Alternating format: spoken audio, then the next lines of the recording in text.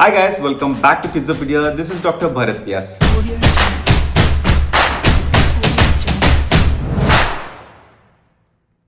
So summer start అయింది అంటే temperatures పెరిగాయి, వాతావరణంలో తేమ శాతం పెరిగింది.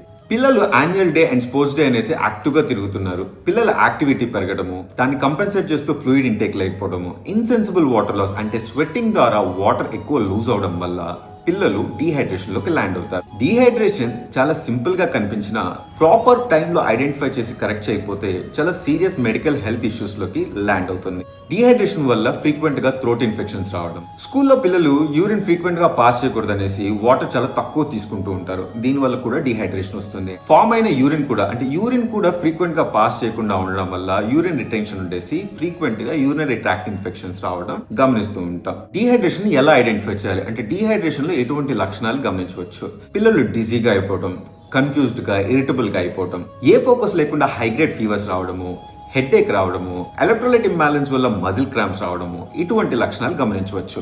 ఏ టైంలో మెడికల్ హెల్ప్ తీసుకోవాలి? పిల్లలు కంప్లీట్ గా డల్ గా డ్రౌజీగా అయిపోయేసి నోటి ద్వారా ఎటువంటి ఆహారం తీసుకున్నప్పుడు, 6 నుంచి 8 గంటల పాటు యూరిన్ పాస్ చేయనప్పుడు, స్కిన్, లిప్స్ మొత్తం డ్రై అయిపోవడం, విపరీతంగా దాహం పెరిగినప్పుడు మనం డాక్టర్ ని కలిసి మెడికల్ హెల్ప్ తీసుకోవాలి. ఈ సమ్మర్లో డీహైడ్రేషన్ ని ప్రివెంట్ చేయడానికి పిల్లలకి ఎటువంటి లిక్విడ్స్ ఇవ్వాలి? డీహైడ్రేషన్ అవాయిడ్ చేయడానికి పిల్లలకు 3 నుంచి 4 లీటర్లు వాటర్ ఇవ్వాలి.